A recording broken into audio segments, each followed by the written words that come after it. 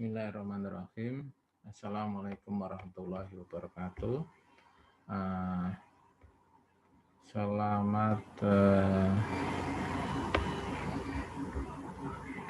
bergabung dengan kami.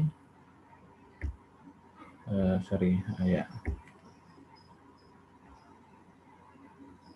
Ya, kita hari ini akan memulai perkuliahan menyambung dengan kalau kemarin kita sudah perkenalan dan sedikit mengenai gambaran mengenai manajemen operasi itu seperti apa. Nah, kali ini karena daring kita komunikasikan, kadang live dengan Zoom online, kadang kita juga dengan asinkronus dengan YouTube. Nah, hari ini saya record supaya nanti Anda bisa mengakses kapan saja. Langsung saja di awal saya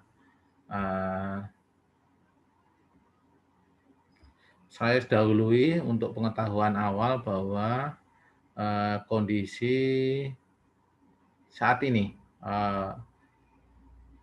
suatu kondisi di mana bagaimana posisi negara Indonesia. Ya, jadi mungkin sebentar.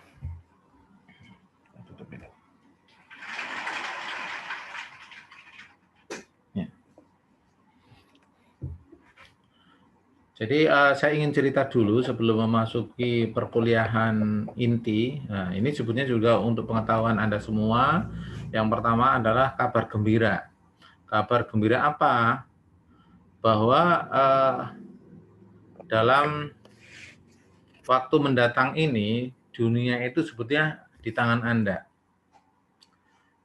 Dunia akan di tangan Anda. Jadi, menurut prediksi dari McKinsey pada tahun 2012, itu udah masa lalu, udah diprediksikan dan mulai nampak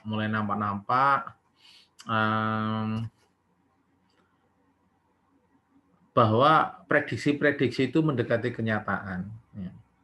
McKinsey, salah satu lembaga pemeringkat dunia, lembaga survei dunia yang bereputasi, meramalkan atau memprediksikan bahwa Indonesia akan menjadi kekuatan ekonomi nomor 7 di dunia. Ya. Menjadi kekuatan ekonomi nomor 7 di dunia pada tahun 2030. Artinya apa? Pada tahun 2030 itu adalah masanya Anda. Saat ini kan Anda kuliah pada tahun 2021, ya. 2021, nanti mungkin kuliah sekarang semester 2, Anda nanti kuliah, kecuali yang ulang loh ya. Kalau yang ulang itu kan menghambat dirinya sendiri. Ya. Jadi saya ingatkan juga bagi teman-teman mahasiswa, itu kalau kuliah itu serius, ya. Artinya memang harus bagaimana Anda sekarang posisinya di mana, itu buktikan bahwa Anda adalah yang terbaik, yang terhebat. Optimalisasikan. Jangan nanti pada saat nilainya keluar kurang baik, walaupun nilai semata-mata, tapi Anda terus protes ke dosennya, gitu kan.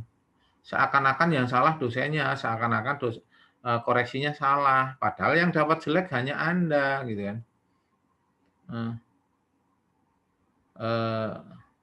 Jadi memang Anda harus membuktikan diri, harus maksimalkan ketika Anda di mana lah. Ketika kemarin Anda menjadi seorang siswa sekolah, ya maksimalkan untuk bisa menjadi masuk ke perguruan tinggi yang Anda inginkan. Ketika Anda mahasiswa, ya maksimalkan.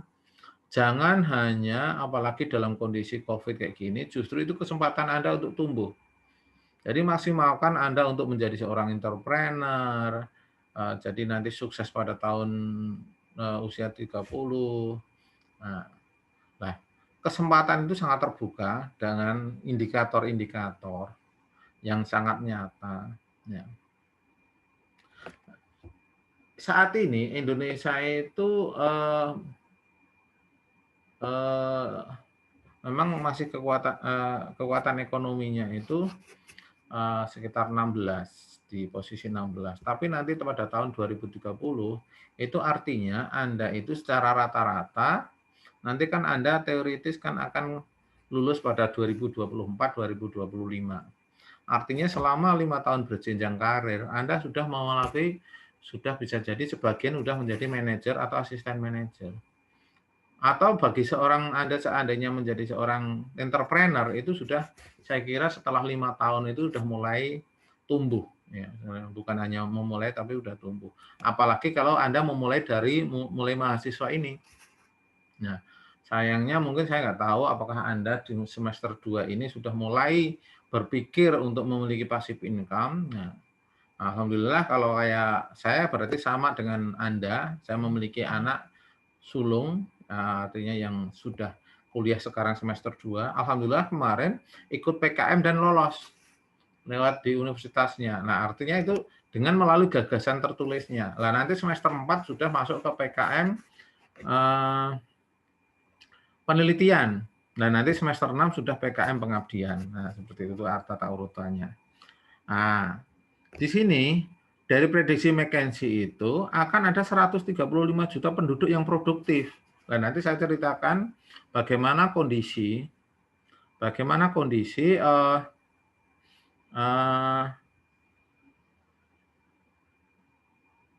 usia produktif sebagai Anda itu, seperti Anda itu.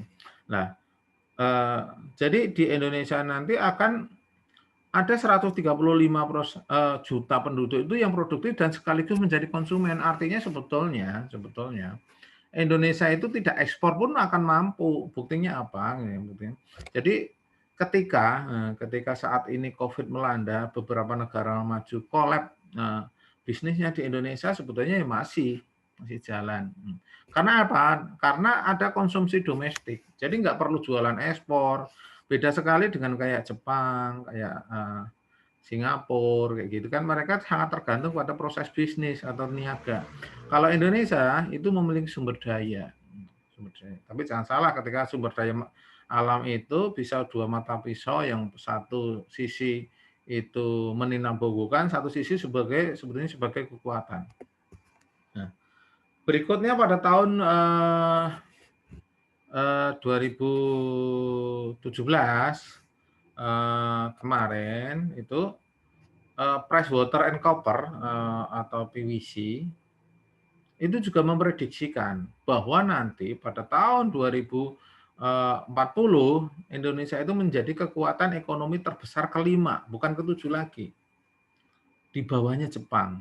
Nah, sebenarnya dengan Jepang kalau kita lihat ini selisihnya sedikit sekali, tapi dengan India memang jauh. Jadi dari konteks ini sebetulnya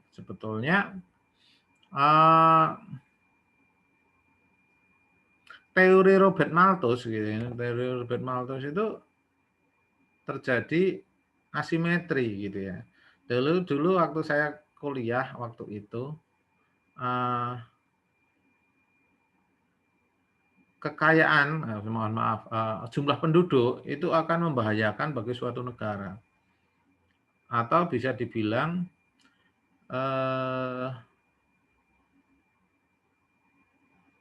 kecepatan pertumbuhan makanan itu mengikuti deret hitung, sedangkan kecepatan pertumbuhan orang itu mengikuti deret ukur. Atau secara sederhana kelipatannya kalau pertambahan makanan itu melalui jumlah, sedangkan kalau kecepatan kenaikan pertumbuhan orang itu mengikuti perkalian. Ya. Itu artinya apa? Secara menurut Robert Malthus itu bahwa akan terjadi jumlah penduduk yang sangat banyak sehingga kekurangan makan, sehingga akan terjadi saling bunuh, saling perang gitu, dan mungkin ada upaya-upaya orang untuk tidak menikah, upaya-upaya untuk menikah tapi tidak punya anak gitu kan. Di beberapa kota besar itu sudah mulai muncul. Nah, di sini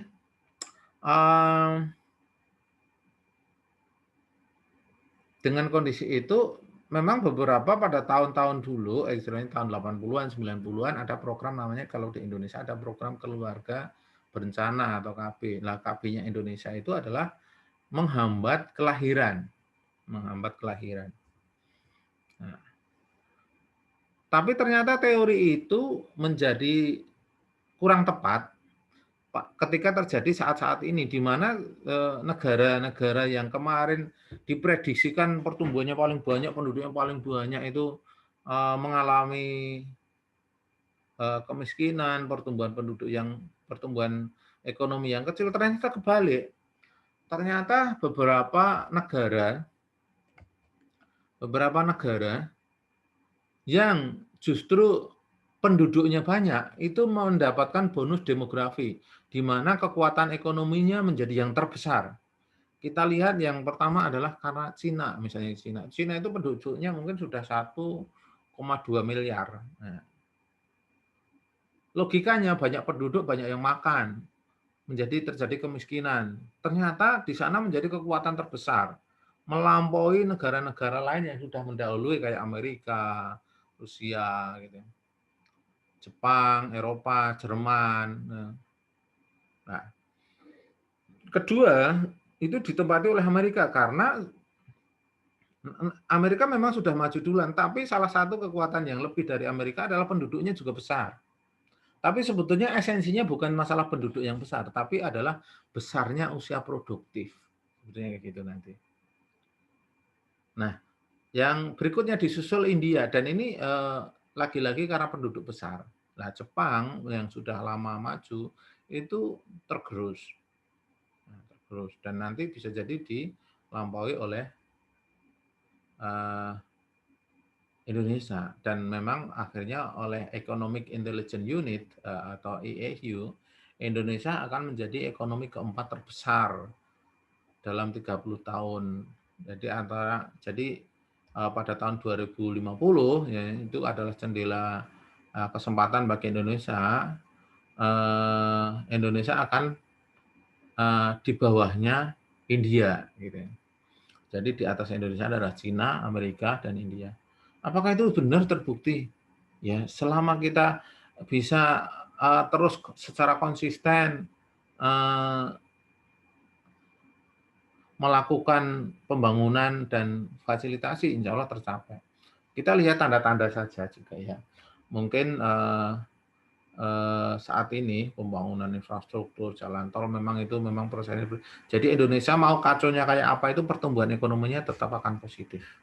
Nah, terjadi hal-hal yang tidak diinginkan adanya pandemi. Tapi jangan salah, justru pandemi ini bisa jadi adalah kebangkitan bagi negara-negara yang memiliki sumber daya, ya, sumber daya alam terutama.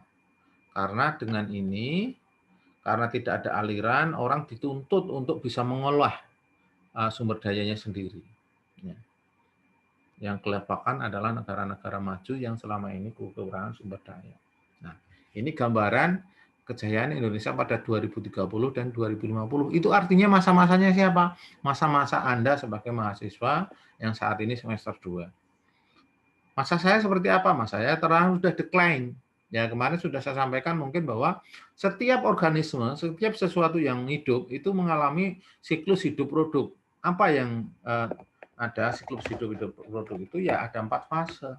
Fase pengenalan, fase pertumbuhan, kemudian juga fase mature atau dewasa. Setelah itu akan mengalami penurunan atau decline.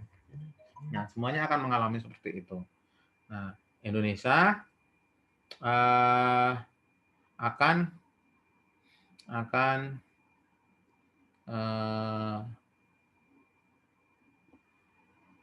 mencapai kejayaan itu, dan itu di tangan siapa? Di tangan Anda. Jadi ketika saat ini Anda usianya sekitar 20-an, nanti kejayaannya 2040 gitu kan. Adalah usia kematangan Anda pada 2040 itu adalah usia-usia di generasi Anda yang akan memimpin. Kenapa kita bisa mencapai kayak gitu? Karena saat ini kita masuk ke generasi sandwich. Apa itu generasi sandwich? Nanti kita sampaikan. Atau generasi lapis tipis. Generasi lapis tipis. Di mana dagingnya itu Anda. Nah, dipakai. Udah bubuk dulu. Ya. Nah, di abad 21 ini itu sebetulnya adalah siklus 700 tahunan masa kejayaan Indonesia. Ya. Pada abad ke-7, ya, pada abad ke-7 itu Indonesia mengalami kejayaan di mana dipimpin oleh Sri Jayanasa atau Dapunta yang di Sriwijaya. Itu antara tahun 671 atau abad 70, abad 7. Nah, lalu dilanjutkan oleh Rudra Wikrama ya di Sriwijaya. Itu adalah kerajaan Nusantara pertama. Nah, di mana menguasai justru melebihi negara-negara yang Indonesia Republik ini. Jadi sampai mungkin kan sampai Asia Tenggara yang lain, sampai Thailand seperti itu. Nah, kemudian pada abad ke-14, 700 tahun berikutnya, itu Indonesia Nusantara jaya lagi lewat Majapahit. Nah, lewat Majapahit. Kenapa kita ngalami, dan ini berulang ke abad 21, abadnya Anda ini. Dan abad itu tidak penuh, maksudnya abad melalui jendela sempit gitu ya. Jendela kesempatan yang sempit. Nah, di abad ini ya, di abad ini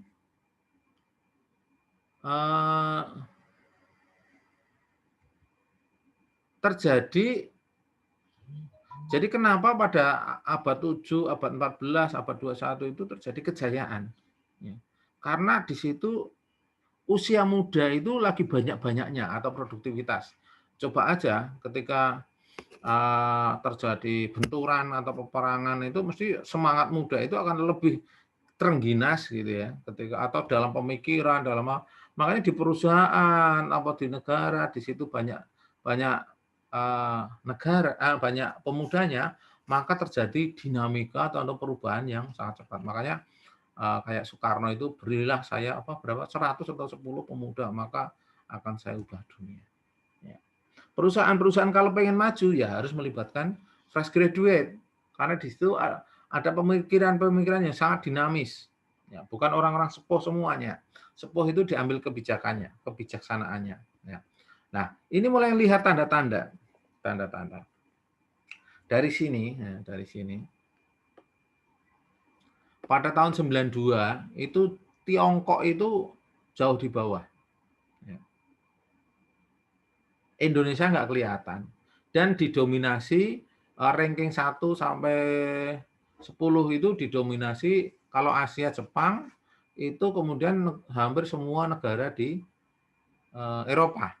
Tahun 2008 ya, selain AS itu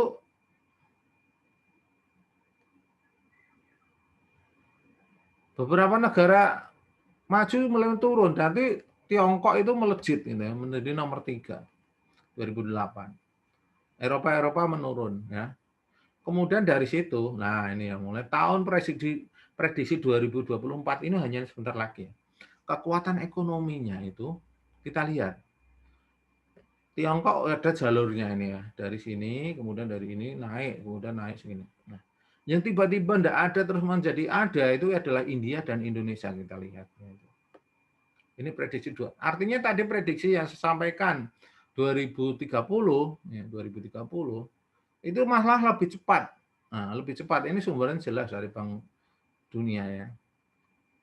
Artinya apa? Beberapa negara ya ini yang maju-maju akan turun tergerus, tapi yang negara berkembang seperti yang penduduknya besar-besar itu akan tumbuh, naik posisinya. Jepang itu turun, Indonesia tiba-tiba muncul di sini karena di sini nggak nampak. Nah, nanti akan semakin besar. Itu tergantung Anda. Anda mau lemah lembut hanya menjadi penonton, pengguna, atau menjadi pemeran gitu kan, pemeran. Apakah Anda mau jadi driver atau hanya sekedar penumpang atau passenger? Nah, oke. Nah, setiap negara itu memiliki namanya komposisi demografi. Umumnya negara berkembang. Nah, jadi ada 3 komposisi. Yang pertama ada children atau anak-anak, yang kedua working age atau usia kerja, dan yang ketiga adalah elderly atau usia tua. Nah, di negara-negara berkembang itu komposisinya children 3, working age usia kerja 2 dan 1. Artinya 2 orang itu untuk makan 7 orang. Ya, untuk makan 7 orang. 7 dari untuk makan 6 orang. 6 dari mana? 3 tambah 2 tambah 1. Jadi 2 orang yang kerja dimakan untuk 6 orang. Tapi di negara maju, nah, negara maju itu kejayaannya udah dulu.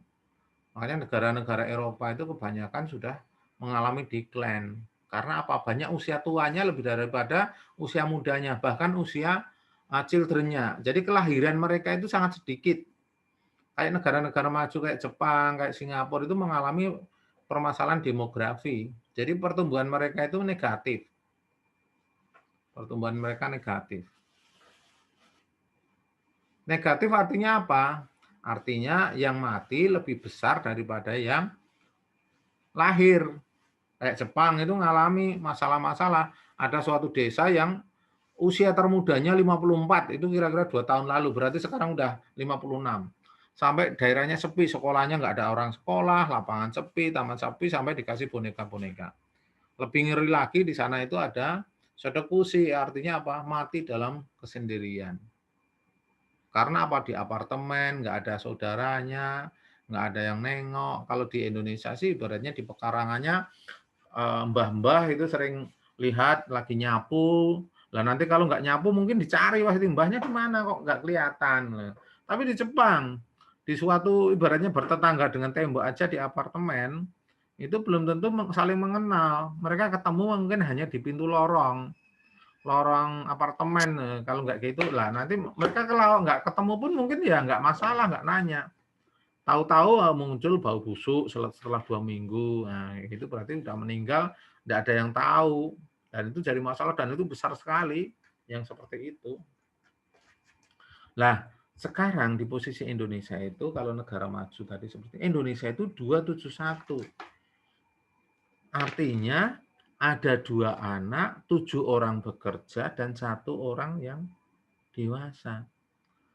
Begitu energinya luar biasa besar, jadi ada 10 orang yang makan, tapi yang kerja 7 orang.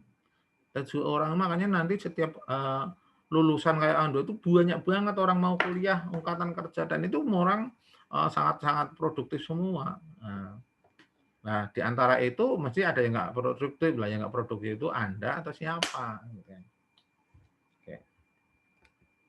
Nah, di situ ada seperti gambaran working kependudukan tadi sebenarnya ngikuti grafik ini namanya jendela kesempatan. Nah, sekarang ini kan 2020. Ini di tengah jendela kesempatan ini ya. Anda mencapai 2030, jadi posisi children, Anda kan posisinya sekarang akan di di working age ini sebentar lagi. Anda maksudnya ini kan di kuliah ini. Jadi nanti sebentar lagi lulus. Nah, tapi beban Anda nggak terlalu banyak karena anak-anak semakin sedikit, orang tua tambah banyak ini nanti, tapi masih posisinya dikit. Lah kalau zaman saya beda. Zaman saya itu orang tua itu anaknya itu rata-rata 7. Oh, rata-rata malah 10. Ada yang 12, ada yang 15, paling sedikit 7. Artinya 2 orang kerja, orang tua atau bahkan 1 orang itu ngidupin anaknya itu 7, tambah istrinya, tambah mbahnya kalau gitu nggak kerja. Nah, itu sebetulnya. Kondisinya nanti akan berbeda. Makanya di Indonesia itu pertumbuhan terus apa ya? Terus bergerak. Nah, ini yang saya perlu ingatkan ke Anda semua untuk apa ya? Jangan hanya menjadi penonton. Pegang HP, jangan hanya untuk selalu apa ya? Nyari hiburan, tapi jadilah orang seperti Anda itu yang menghibur, yang menjual dan sebagainya. Banyak kesempatan sekarang itu tidak harus produksi, Anda menjadi reseller dan sebagainya. Mendekat saya pun itu bisa, artinya berbisnis.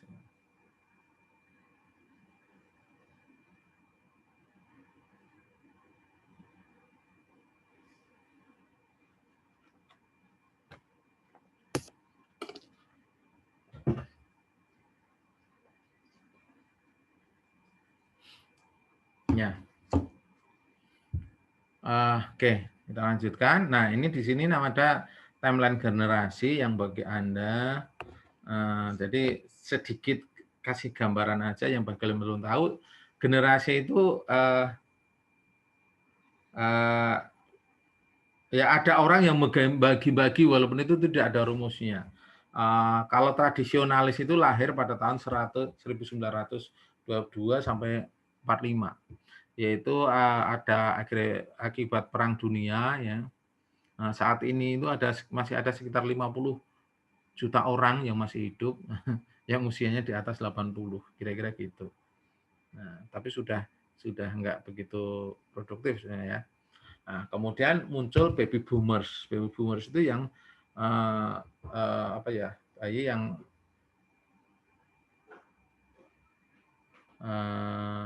lahir di tahun 46 sampai 64.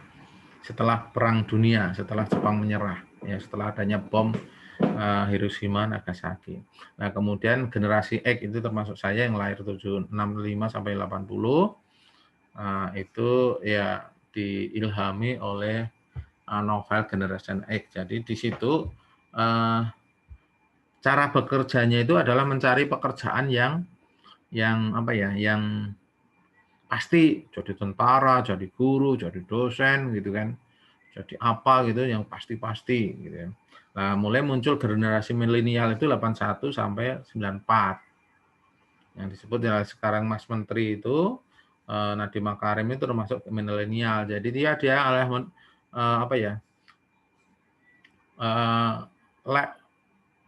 bekerja itu juga keseimbangan. Ya. Jadi peluang-peluangnya itu kemajuan itu di generasi ini. Nah, Anda masuknya kan generasi Z atau neo milenial. Jadi Anda itu masuknya neo milenial yang suka bersifat instan. Jadi nggak akan pernah lepas dengan gadget. Ya. Mencari penghasilan bisa dari media sosial, online shop atau influencer atau apa itu konten kreator kayak gitu, YouTuber. Jadi nanti termasuk Anda bisa jadi definisi pekerjaan itu saat ini belum tentu sudah terdefinisikan, termasuk pekerjaan-pekerjaan ini belum tentu nanti masih ada. Nah, sampai nanti ada generasi alfa, yaitu mulai 2010. Jadi ini belum kelihatan karena mereka masih 11 tahun paling tua. Jadi tapi nanti mereka itu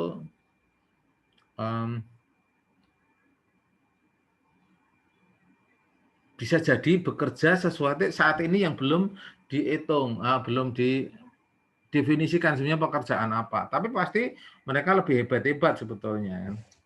Jangan pernah ngomong bahwa yang lebih muda itu lebih kacau, enggak. Saya menyadari bahwa yang lebih muda itu lebih kreatif, lebih dinamis, agen perubahan, gitu kan. Oke. Nah, satu kata, satu kalimat, sukses itu merupakan bertemunya kesempatan dan kesiapan ditambah kalau Anda berkeyakinan adalah doa. Artinya apa? Tidak ada sukses yang tanpa persiapan Anda sendiri. Kalau ada sukses tanpa Anda hanya tidur itu menang lotre namanya. Itu namanya bejo. Kalau bejo itu tidak bisa datang setiap saat. Maka Anda harus mengupayakannya. Supaya sukses ketika ada kesempatan Anda meraihnya. Dengan meraih itu bagaimana? Itu adalah melalui kesiapan internal. Yang bisa menyiapkan adalah Anda. Semua orang dilahirkan dalam kondisi bayi telanjang. Nah, ketika bayi telanjang ini yang membentuk siapa ya? Orang tua ya Anda sendiri. Orang tua hanya memfasilitasi, termasuk berbahasa. Ketika Anda dilahirkan di Inggris, maka bahasa Anda bahasa Inggris. Bukannya karena anak-anak Inggris 1 tahun, 2 tahun bisa bahasa Inggris karena pinter-pinter. Enggak. Mereka suruh bahasa Indonesia ya nggak bisa. Nah, termasuk bahasa Arab gitu kan. Ya, masuk bahasa Arab. Makanya orang yang dilahirkan di Arab sana ya mestinya bisa bahasa Arab. Tapi ada suatu kehidupan yang tidak bisa bahasa Arab, hidup di Arab, makan di Arab, lahir di Arab, tapi nggak bisa bahasa Arab. Ya ada. Apa itu? Onta. Gitu kan. Ya. Kalau onta nggak bisa bahasa Arab, walaupun lahir di Arab, hidup di Arab, makan di Arab dan besar di Arab. Nah, jadi Anda harus nanti kesempatan-kesempatan muncul itu silakan diraih. Ya. Oke, nah ini tadi adalah pendahuluan mengenai jadi kalau yang baru mengenal saya kuliah itu mesti tak dulu kayak gitu. Supaya apa? Timbul bahwa Anda jangan hanya sekedar dalam konteks belajar ini jangan hanya menerima aja. Silahkan apa yang Anda ketahui Anda asah, Anda apa. Nah, nanti ketika Anda lulus, Anda lulus itu sudah siap, tidak perlu mencari pekerjaan, tapi sudah mencari pekerja. Nah, gitu. Tapi di sini nanti kita tetap bagaimana akan belajar supaya Anda ketika Anda meskipun jadi pengusaha paham benar apa itu teori-teori, apa itu berbagai macam jenis manajemen gitu kan. Nah, kita nanti akan belajar manajemen operasi. Apa itu manajemen operasi? Nah, manajemen operasi itu adalah salah satu dari kegiatan fungsi utama organisasi, di mana di situ ada marketing, ada keuangan, ada operasi.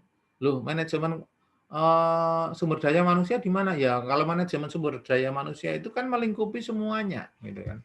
Yang mulai itu, yang marketing ada MSDM, finance juga ada, operasi juga ada, gitu. Nah, nanti lebih jelas kami sampaikan di psikologi industri. Nah, di manajemen sumber daya manusia ini, mohon maaf, ya manajemen sumber daya manusia itu adalah mengelola orang, ya, mengelola orang. Nah, manajemen operasi secara prinsip adalah bagaimana barang atau jasa itu diproduksi.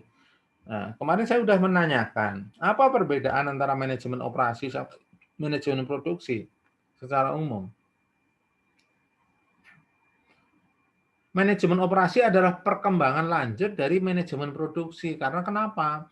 Manajemen produksi itu menyangkut barang, pada awalnya dari artifisialnya seperti itu, tapi kalau sudah manajemen operasi, menyangkut barang dan jasa. Mengatur benda yang berwujud atau tangible sama yang tidak berwujud dalam bentuk servis atau jasa. Nah, di sini, nah ini permasalahannya. Di manajemen operasi ini biasanya adalah paling banyak mengeluarkan biaya atau merupakan cost center. Nah, berbeda dengan orang marketing. Makanya di dalam suatu organisasi biasanya itu orang marketing itu kayak anak emas. Setiap permintaannya bisa terpenuhi karena menyangkut apa? Tempat profit center atau tempat datangnya uang. Jadi uang ngalir itu lewat marketing. Pengeluarannya, belanjanya lewat operasi. Pembelian bahan di gudang, di pembelian, pemeliharaan alat, dan di operasi itu biasanya orangnya banyak, gaji orang banyak, bayar listrik. Jadi semua kegiatan yang sifatnya mengkonversi atau mengubah bahan baku menjadi produk. Nah, tentunya perlu biaya. Dan di itu tidak dihasilkan uang, hasilkan uangnya di marketing, ya jualan. Nah, sehingga makanya ketika ada kebutuhan-kebutuhan di manajemen di operasi itu biasanya ditunda-tunda. Bahkan kalau wah kamu itu minta uang aja terus lah. Kalau marketing, nah, kalau saya nanti nggak ada anggaran kayak gini promosi nanti kita nggak bisa jualan. Atau schedule yang sudah ditetapkan gitu aja. Ketika marketing mampu menjual lebih banyak, wah itu yang dioyak-oyak, yang disalahkan tetap manajemen operasi. Padahal budgetingnya dari marketing, misalnya ini kita kejualan malah lebih banyak lagi. Otomatis owner atau bos atau manajer atas, ayo kejar lagi. Lah akhirnya yang jadi masalah bisa nggak produksi memenuhi? Akhirnya bisa, cari bahan nggak ada. Ya tetap yang disalahkan produksi, padahal dia lebih lebih megang kemarin memegang dari SO atau sales order-nya atau budget dari yang ditetapkan bersama. Nah, manajemen operasi juga untuk mengetahui dan memahami apa yang dikerjakan oleh manajer operasi. Yang di mana di situ ada fungsi-fungsi atau proses manajemen. Yang pertama adalah perencanaan, jadi fungsi-fungsi manajemen. Jadi mungkin saya ingatkan kembali, ada 4 fungsi manajemen utama. Ya. Yang pertama adalah perencanaan atau planning, kemudian yang kedua adalah pengorganisasian, atau organizing, kemudian adalah pengarahan atau directing, dan yang terakhir adalah pengendalian atau controlling. Jadi 3 fungsi utama, 4 fungsi pokok manajemen di situ ada. Ya. Risiko kecelakaan kerja juga di operasi. Jadi selalu ketika di operasi, tapi tantangannya memang banyak, keilmuannya banyak. Nah, makanya di sini mohon maaf bagi para apa ya, sekolah bisnis gitu ya, ekonomi dan bisnis itu hampir nggak ada yang sampai apa ya, S3 manajemen operasi gitu ya. Saya alhamdulillah di sini mengambil konsentrasi di manajemen operasi khususnya supply chain. Jadi dari banyak perguruan tinggi, apalagi kayak swasta gitu ya, itu mesti ada kurang lebih mesti ada 2 gitu ya biasanya, manajemen marketing, walaupun di beberapa negara marketing itu sebenarnya sudah bukan masuk manajemen, tapi di Indonesia masih masuk manajemen. Marketing itu sudah ilmu sendiri sebetulnya. Nah, di kita rata-rata di konsentrasi marketing, kemudian konsentrasi SDM, kadang ada juga keuangan. Kalau strategik operasi itu kan seringnya jarang. Apalagi operasi di perguruan tinggi besar itu jarang yang ada. Jadi kalau manajemen adanya marketing. Nah, tapi saya merasa bangga untuk menekuni bidang operasi ini. Dikala orang lain tidak maju, saya berani maju untuk mengembangkan sedikit berkontribusi lebih banyak di bidang manajemen operasi.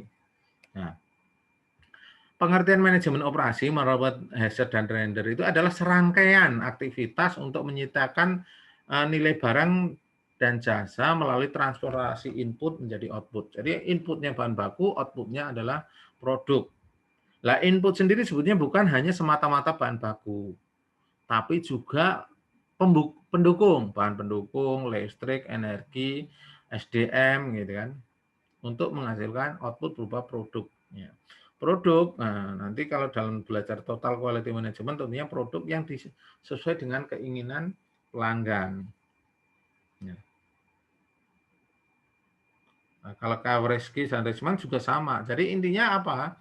Intinya itu adalah mengubah input menjadi output. Di situ ada nilai tambah. Ya. Ya. Secara umum, secara sederhana, little quality atau kualitas kecil itu ada input, ada aliran ke kanan berupa input bahan baku, input pendukung, kemudian ada proses. Prosesnya proses transformasi. Transformasi itu mengubah ya, menjadi output. Nah, ke kanan itu ada nilai tambah. Artinya nilai tambah itu semakin bagus, harganya semakin tinggi. Misalnya apa? Kain, sampai kain atau baju itu tidak tiba-tiba dari baju. Dari baju itu, jadi baju itu bisa dari berbagai macam. Misalnya kalau zaman dulu belum ada polimer, belum ada tetron, belum ada apa ya, polimer-polimer yang bagus. Dulu membuat pakaian itu setidaknya misalnya jadi dari 2 bahan misalnya gitu, dari bahan sutra atau wool.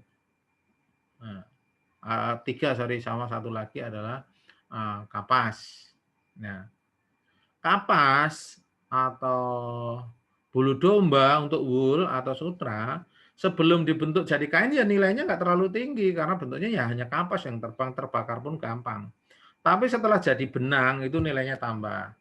Tambah bisa begini. Lah benang kemudian dirajut tadi spinning digulung kemudian dirajut dianyam jadi kain. Lah kain putih mori itu harganya masih murah. Lah kemudian setelah dibatik, diwarnai ya naik lagi. Kemudian kalau masih kain batik ya maksudnya harganya masih ya tapi setelah jadi baju batik, jadi jas ya lebih tinggi lagi. Nah, setiap tahapan proses itu ada sendiri adalah produksi. Nah, setiap produksi menghasilkan nilai tambah ekonomi yang lebih besar. Nah, setiap memberikan nilai tambah maka ada umpan balik ke kiri di mana bayar. Misalnya, orang yang mau beli batik itu bayar tukang jahit bikin batik. Tukang jahit akan membeli kain batik. Kain batik akan membeli bahan baku berupa mungkin kain mori yang dibatik dan sebagainya. Di situ akan sebaran ekonomi. Nah, lebih besar lagi, itu kalau dalam skala lebih besar, itu ada selain nilai tambah adalah pasca penjualan. Jadi setelah apa purna jual ya, atau pasca jual purna jual. Setelah dijual makanya ada beberapa misalnya produk dengan jaminan garansi atau misalnya kalau Anda beli motor ada garansi servis, ada pelayanan servis, ganti oli, itu bagian dari upaya untuk after sales service atau purna pasca penjualan atau purna jual ya. Kemudian di inputnya, jadi pada masa sekarang itu persaingan bisnis itu bukan antara perusahaan melawan perusahaan saja, tapi melawan antara rantai pasokan melawan rantai pasokan. Maksudnya gimana? Jadi gini, misalnya Anda memiliki kain batik yang anunya di Pekalongan, misalnya batik Pekalongan. Kemudian di batik Pekalongan itu bahan baku morinya ngambilnya dari misalnya dari mana ya, dari Jakarta gitu kan. Nah, di Solo itu ngambilnya dari Pasar Klewer itu dari jalur misalnya Sritek dan sebagainya misalnya. Nah, di situ ketika Solo laris otomatis ya ketika batiknya laris otomatis bahan baku yang lewat Solo yang kain dari Sritek dan sebagainya, Danarhati dan sebagainya ya akan laris juga gitu. Begitu juga dengan mobil gitu ya. Oke. Nah, ada 3 fungsi dalam sebuah organisasi yang harus dijalankan yang tadi sudah disinggung di depan.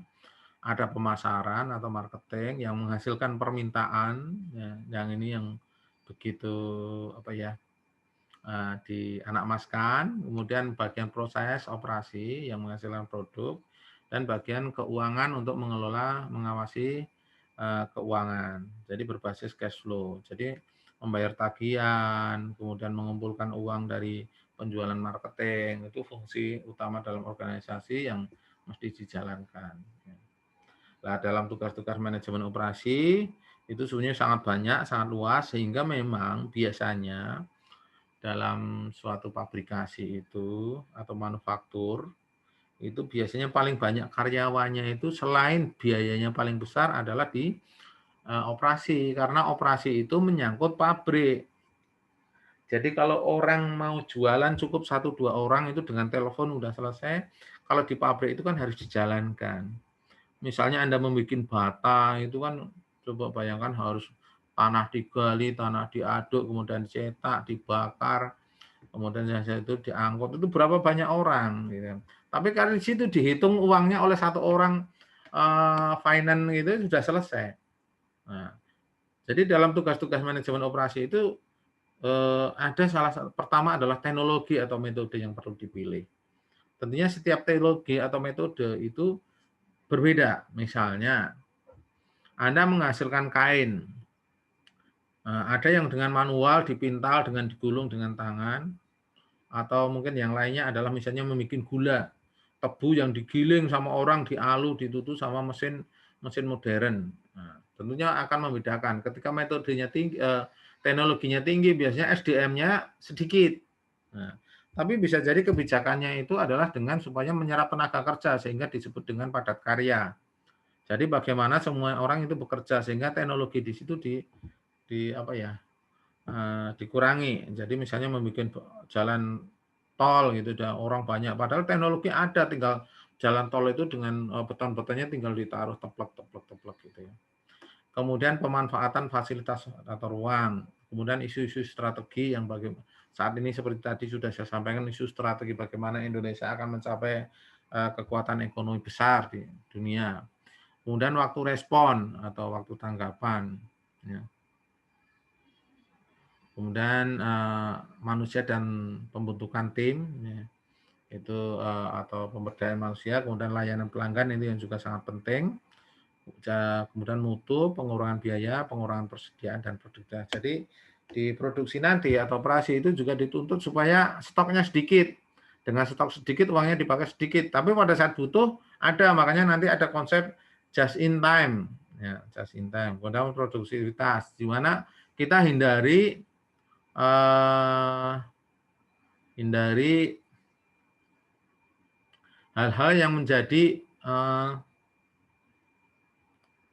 hal-hal yang menjadi limbah atau waste atau kesia-siaan. Nanti ada kita bahas juga ada kesia-siaan, macam-macam kesia-siaan termasuk proses yang tidak sesuai, waktu tunggu yang panjang, kelebihan proses produksi, kemudian kecacatan, itu nanti juga kita bahas. Karena itu bagian dari manajemen operasi dalam membangkitkan atau mutu terpadu, continuous improvement. Jadi konsep manajemen operasi itu manajemen itu harus efektif dan efisien. Apa itu efektif? Efektif itu dibuat sesuai dengan tujuannya, sedangkan efisien itu adalah hemat atau irit. Nah, hal-hal konsep itu harus dipahami secara baik, secara baik. Nah, ini tugas-tugas di manajemen operasi. Nah, secara nyata apa? Biasanya di produksi itu ketika orang duduk di kantor, orang-orang manajemen sumber daya manusia, wawancara, meeting, keuangan juga megang komputer gitu kan untuk ngitung Excel keuangannya dengan software, apalagi dengan software-software sekarang itu memudahkan bagi orang-orang untuk membuat controlling. Namun itu juga menjadi ketika dimudahkan itu menjadi sangat singkat sebetulnya menjadi ancaman. Karena apa? Misalnya isu-isu sekarang akuntansi itu nanti termasuk jurusan yang terancam ya, terancam. Sekarang itu dibutuhkan banyak banget.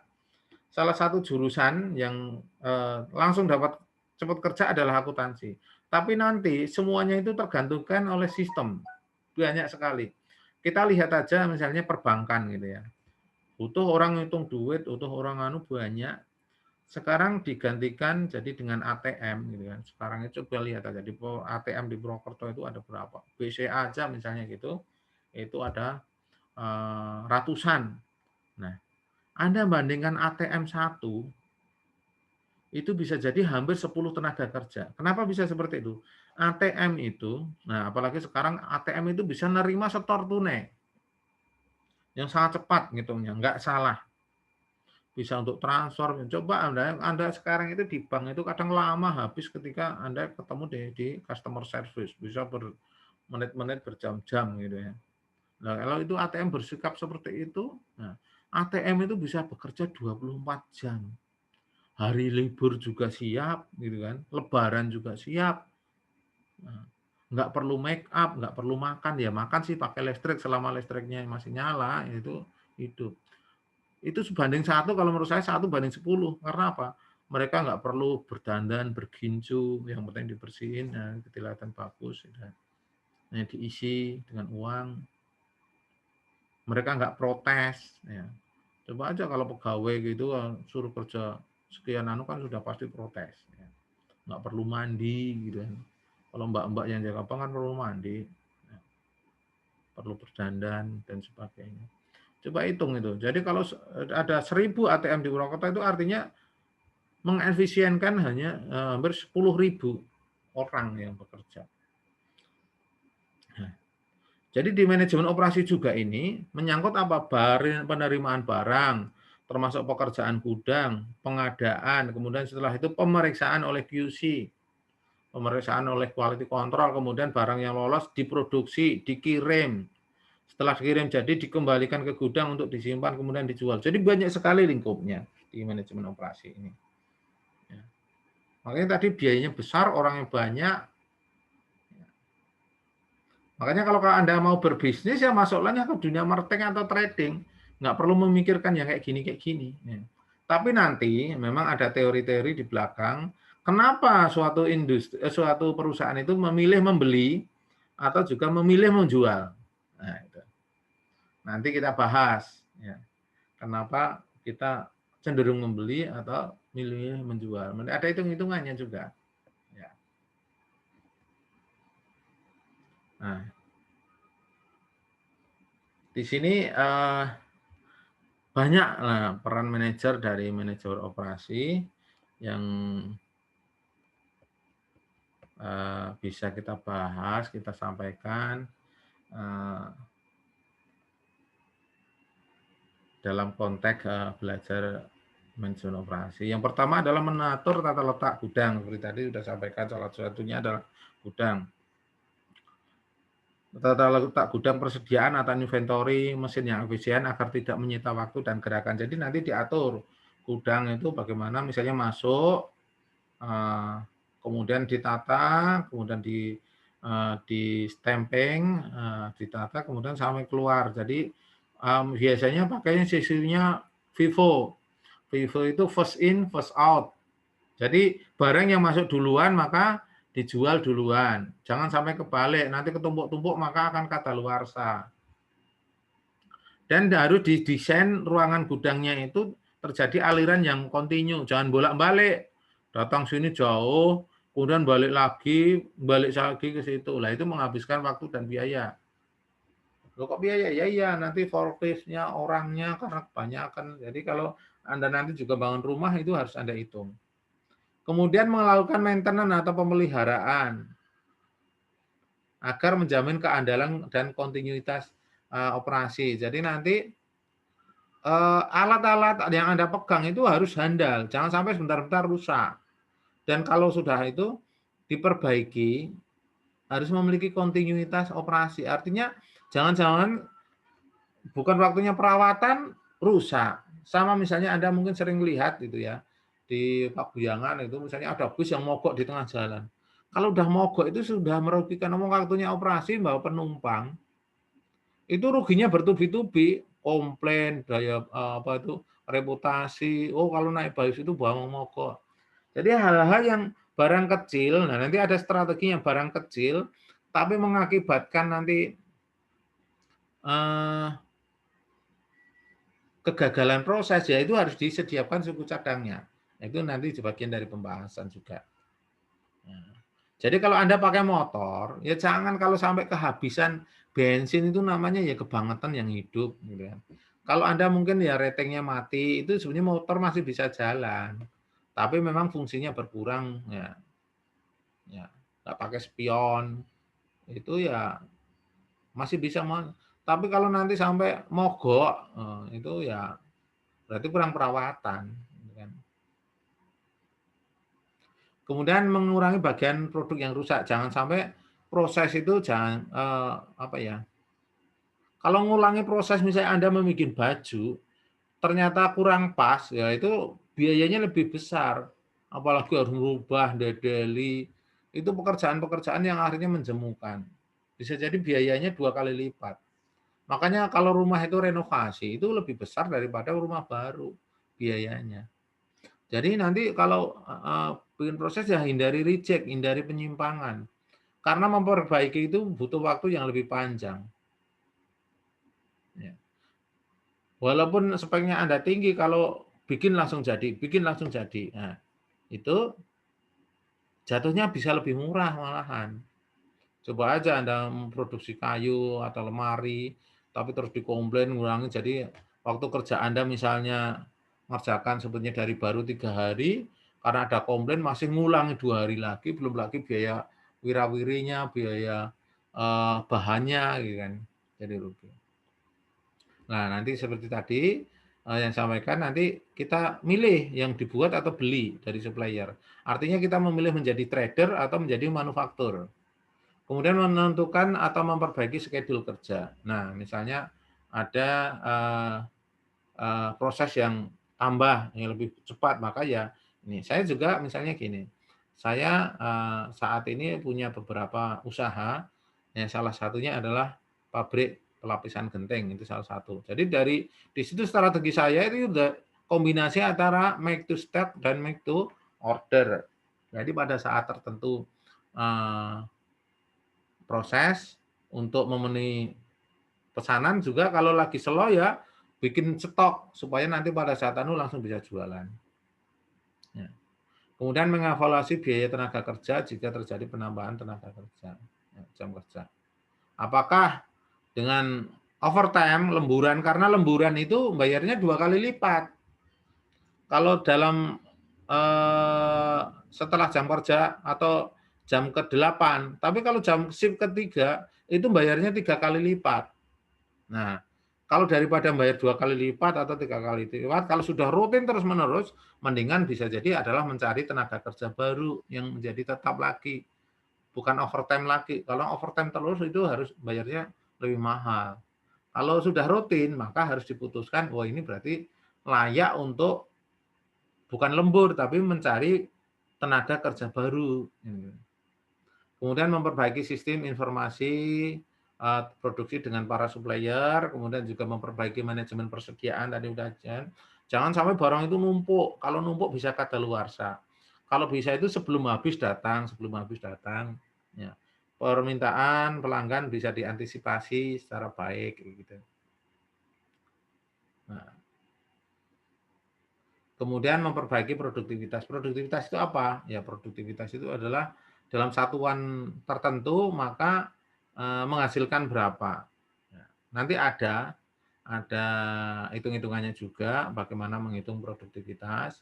Tentunya harus dinaikkan terus, semakin meningkat. Persatuan orang misalnya harus meningkat.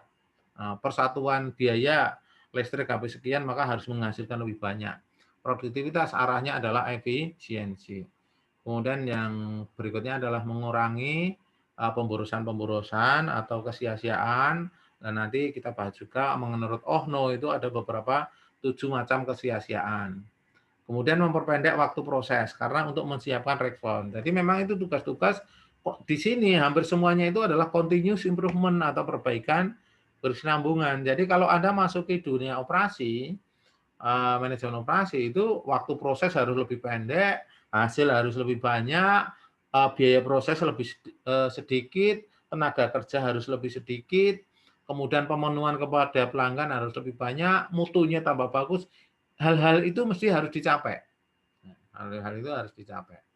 Jangan sampai semakin lama, semakin boros, semakin tidak efisien, itu mestinya tidak baik.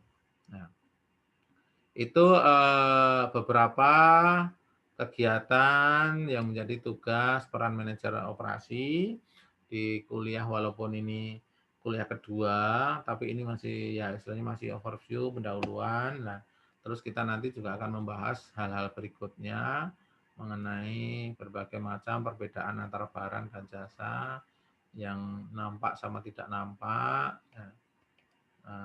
Jadi berbagai contoh. Memang terus terang kalau saya ngajar dengan metode rekam ini malah walaupun lebih capek gitu kan. Anda pun nanti juga bisa lebih capek. Makanya nanti kita kombinasi karena kemarin kita sudah apa itu live langsung dengan Zoom. Hari ini kita pakai rekaman, tapi nanti pertemuan berikutnya nanti kita bisa yang lain lagi. Oke, sementara seperti itu dari saya. Terima kasih. Wassalamualaikum warahmatullahi wabarakatuh. Kita lanjutkan untuk kuliah berikutnya nanti yang berbeda. Terima kasih. Wassalamualaikum warahmatullahi wabarakatuh.